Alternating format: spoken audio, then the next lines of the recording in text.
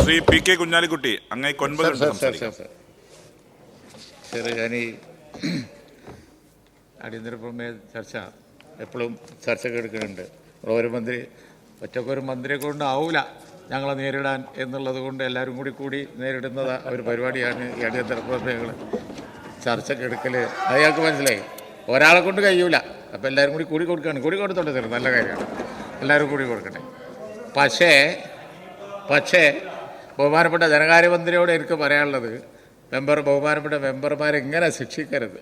കാരണം എന്താണെന്ന് വെച്ച് കഴിഞ്ഞിട്ടുണ്ടെങ്കിൽ സാർ, ഇപ്പോൾ ജലാൽ ഇപ്പോൾ പ്രസംഗിച്ച് നിർത്തിയപ്പോൾ പറഞ്ഞത് വളരെ ഭദ്രമാണെന്നാണ്, സാമ്പത്തിക സ്ഥിതി വളരെ ഭദ്രമാണ്, നമ്മൾ വെറുതെ പറയുന്നതാണ്. സാർ, എന്നാൽ പിന്നെ നാട്ടിലുള്ള കുറേ കാര്യങ്ങൾ അതൊക്കെ ഒന്ന് മര്യാദയ്ക്ക് ചെയ്തുകൂടെ? കോൺട്രാക്ടർമാർക്കുള്ള ബില്ലാണ് കൊടുത്തുകൂടെ ധനകാര്യമന്ത്രി? എന്തിനെത്ര ഉഷാറാണെങ്കിൽ. അതേപോലെ തന്നെ ആശുപത്രിൻ്റെ ഒക്കെ സ്ഥിതി വളരെ മോശമാണ്. കുറേ ദിവസമായിട്ട് ചർച്ച, എല്ലാവർക്കും ബോധ്യമുണ്ട് കാര്യങ്ങൾ വളരെ മോശമാണെന്ന് മെമ്പർമാർക്ക് മുഴുവൻ ബോധ്യമുണ്ട്.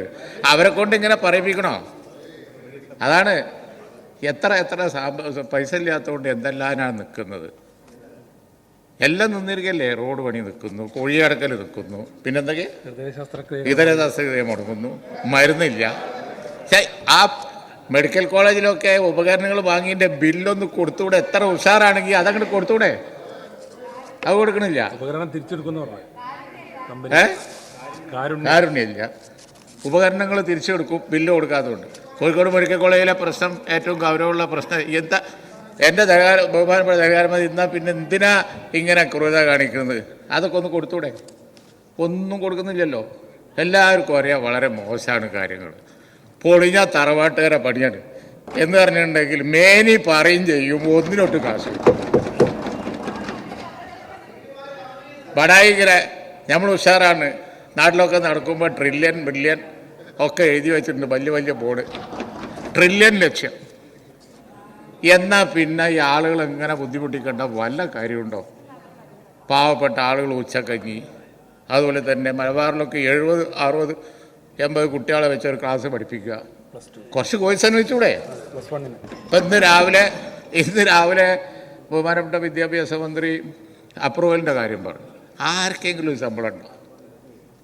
എല്ലാം ഈ സെക്രട്ടേറിയറ്റിൻ്റെ പഠിക്കൽ വന്ന് കിടക്കുകയല്ലേ. സെക്രട്ടേറിയറ്റിൻ്റെ പഠിക്കൽ സമരം അങ്ങനെ നടന്നുകൊണ്ടിരിക്കുന്നു.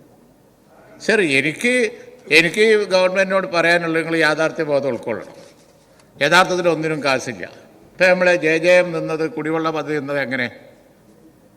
കേന്ദ്ര ഗവൺമെൻറ് തരാത്തിന് അവരെ പറയുന്നില്ല, നിങ്ങൾ പറയുന്നുണ്ട്. കേന്ദ്ര ഗവൺമെൻറ് തരാത്തിന് നല്ലോണം അവരെ പറയാൻ ഞങ്ങൾ തയ്യാറാണ്, നിങ്ങളെ കൂടാൻ തയ്യാറാണ്. പക്ഷേ യാഥാർത്ഥ്യ ബോധത്തോടു കൂടി കാര്യങ്ങളെ സമീപിക്കണ്ടേ? കുടിവെള്ള പദ്ധതി എന്താ ഉണ്ടായത്?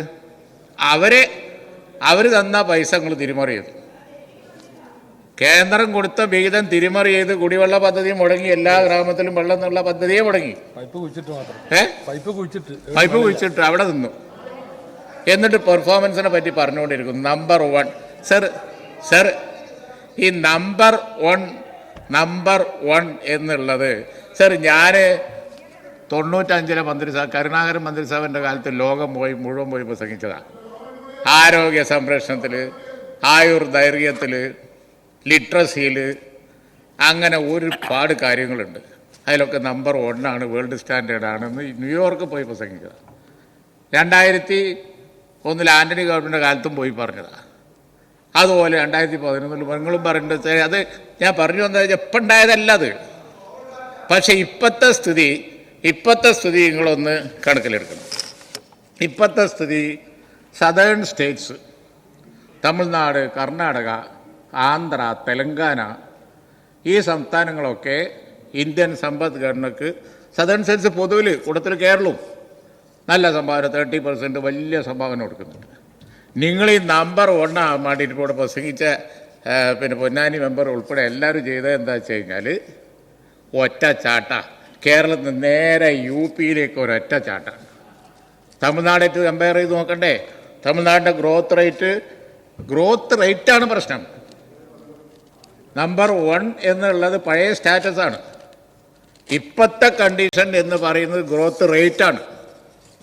ഗ്രോത്ത് റേറ്റിൽ തമിഴ്നാട് 9.69%, ഇത് നിങ്ങൾ പിന്നെ യൂട്യൂബ് തിരഞ്ഞാൽ കിട്ടും, ഞാൻ പറയുന്നതല്ല.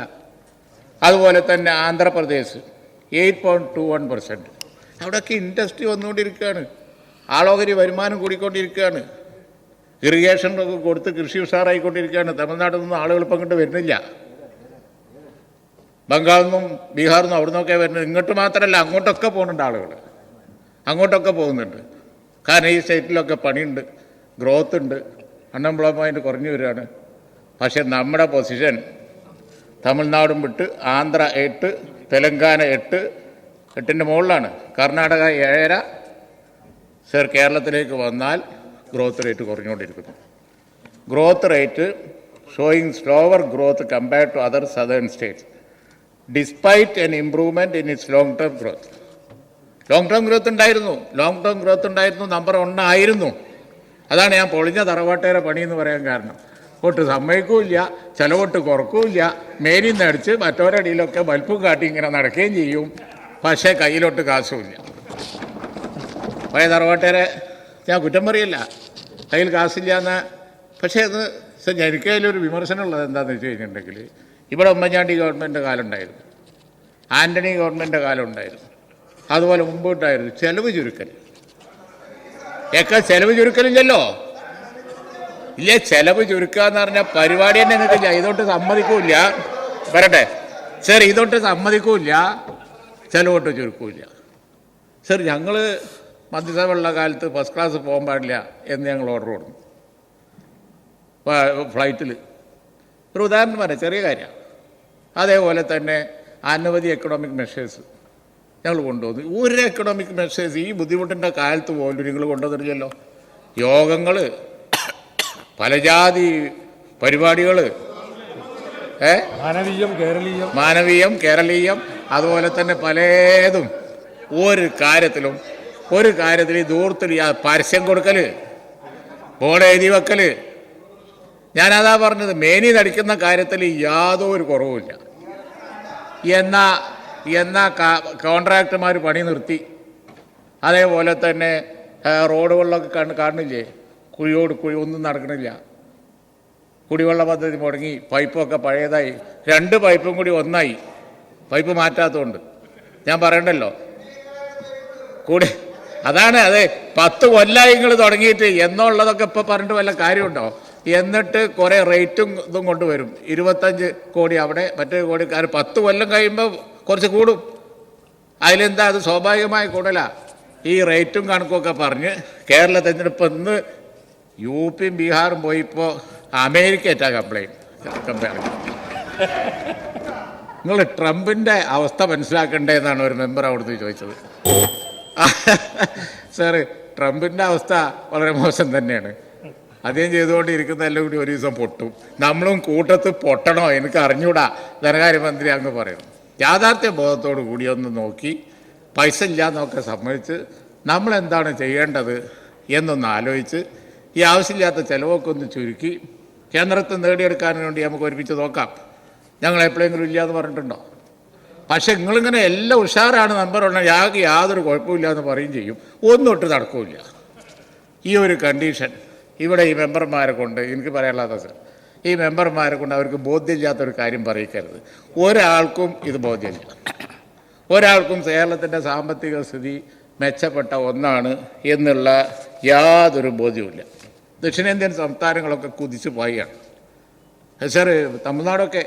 തമിഴ്നാട് വ്യവസായത്തിൽ, ഇൻവെസ്റ്റ്മെൻറ്റിൽ, അതുകൊണ്ട് അവിടെ സ്കിൽഡ് ലേബർ കൂടിക്കൊണ്ടിരിക്കുകയാണ്, എംപ്ലോയ്മെൻറ്റ് കൂടിക്കൊണ്ടിരിക്കുകയാണ് സർ. ശോഷണം എല്ലാത്തിലും വന്ന് യൂണിവേഴ്സിറ്റികളുടെ കാര്യം പറഞ്ഞല്ലോ. ഈ ശോഷണത്തിന് കാരണം എന്താ? അവരതിലൊന്നും പണമില്ല. വിദ്യാഭ്യാസ രംഗത്ത് ഇന്ന് വന്നിരിക്കുന്ന താഴോട്ട് പോക്കിൻ്റെ കാരണം എന്താണ്? 70 ആൾ 80 ആളെയൊക്കെ വെച്ച് ഒരു അധ്യാപകന് പഠിപ്പിക്കാൻ പറ്റുമോ?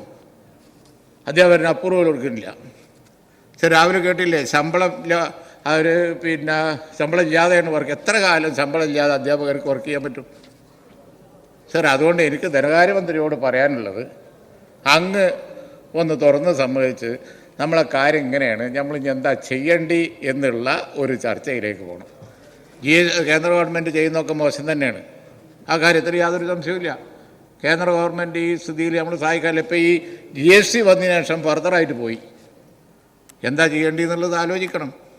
സർ, അത്തരത്തിലുള്ള റിയലിസ്റ്റിക് ആയിട്ടുള്ള ഒരു ചർച്ചയിലേക്ക് ഈ സംസ്ഥാനത്തിൻ്റെ സാമ്പത്തിക സ്ഥിതി കൊണ്ടുപോകാതെ, എക്കണോമിക് പൊസിഷൻ എന്താണെന്ന് നോക്കാതെ പാഴ്ചെലവുകളും ധൂർത്തും ഒക്കെ കണ്ടിന്യൂ ചെയ്യുകയും അതുപോലെ തന്നെ പദ്ധതികൾ, സർ പദ്ധതികളൊന്നുണ്ടോ?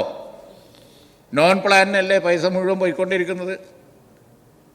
സർ, സോഷ്യൽ സൈഡ് പെൻഷനുകൾ ബാക്കിയുള്ളത് വമ്പിച്ച ചിലവാണ്, നല്ല തന്നെ. പക്ഷേ അതിനനുസരിച്ച് എവിടുന്നെങ്കിലും വരുമാനം കിട്ടണ്ടേ? സർ, റെമിറ്റൻസ് കൊണ്ടാണ് പിടിച്ചുന്നത്. വസ്തുത നമ്മൾ മനസ്സിലാക്കണം. പുറത്തുനിന്നുള്ള റെമിറ്റൻസ്, അവിടെയാണ് ട്രംപ് കളിക്കുന്നത്, അവിടെയാണ് മറ്റ് രാജ്യങ്ങൾ കളിക്കുന്നത്. ആ പൈസ കുറഞ്ഞ് വരികയാണ്. കുറഞ്ഞ് വരുന്നതിനനുസരിച്ച് നമ്മുടെ സാമ്പത്തിക സ്ഥിതി, അതാണ് ഈ ഗ്രോത്ത് റേറ്റിലൊക്കെ താഴോട്ട് പോയത്. നമ്മുടെ സാമ്പത്തിക സ്ഥിതി ഇനിയും കുറയും. അതുകൊണ്ട് ഈ മേനി അടിച്ചിട്ട് യാതൊരു കാര്യവുമില്ല. മാത്രമല്ല, നമുക്കറിയാം അവസാനം ഇത് ചെന്ന് വലിയ ക്രൈസിസ് ആവും. ആ കുടിവെള്ള പദ്ധതി കംപ്ലീറ്റ് നിന്നിൽ എന്തെങ്കിലും ചെയ്യാൻ പറ്റുന്നുണ്ടോ? അപ്പോൾ സാമ്പത്തിക സ്ഥിതിയെക്കുറിച്ച് ഒരു വൈറ്റ് പേപ്പർ, ഞങ്ങളുടെ കാലത്ത് ഞങ്ങൾ വൈറ്റ് പേപ്പർ ഇറക്കിയിരുന്നു. സ്ഥിതി മോശമാണ്, ട്രഷറിയിൽ നിന്ന് ബില്ല് പാസ്സാകാൻ കഴിയില്ല എന്ന് പറഞ്ഞു. തുറന്നു പറയണം. എന്നിട്ട് എക്കണോമിക് മെഷേഴ്സ് കൊണ്ടുവരുന്നില്ലല്ലോ. അതിന് പകരം എല്ലാ പെൻഷനും കൂടി കൂട്ടി വെച്ച് ഇലക്ഷൻ്റെ തലേന്ന് കൊടുക്കും. എന്നിട്ട് അത് വലിയ നേട്ടമായി പറയും. ഇത് എത്ര കാലം ഈ തിരിമറി ഭരണം? ഇതൊരു തിരിമറി ഭരണം എന്നല്ലാതെ നിങ്ങൾ ഒരു സ്ട്രോങ്, എന്നിട്ട് നാട്ടിലൊക്കെ ട്രില്യൺ കാണുമ്പോൾ നമുക്ക് പേടിയാണ്. ഈ ട്രില്യനൊക്കെ പറയും ചെയ്യും, ചെറിയ ബില്ലോട്ട് പാസ്സാക്കൂല. ഈ നിലയിൽ സാമ്പത്തികയെ തകർത്ത് തരിപ്പണമാക്കിയ ഒരു സ്ഥിതിയിൽ ബഹുമാനപ്പെട്ട ധനകാര്യമന്ത്രിക്ക് ഒറ്റയ്ക്ക് ഇതിന് മറുപടി പറയാൻ കഴിയില്ല. എല്ലാവരും കൂട്ടുപിടിച്ചെങ്കിലും ഒരു മര്യാദ മറുപടി പറയണം എന്നാണ് ഈ അടിയന്തര പ്രമേയത്തിൽ സർ എനിക്ക് പറയാനുള്ളത്.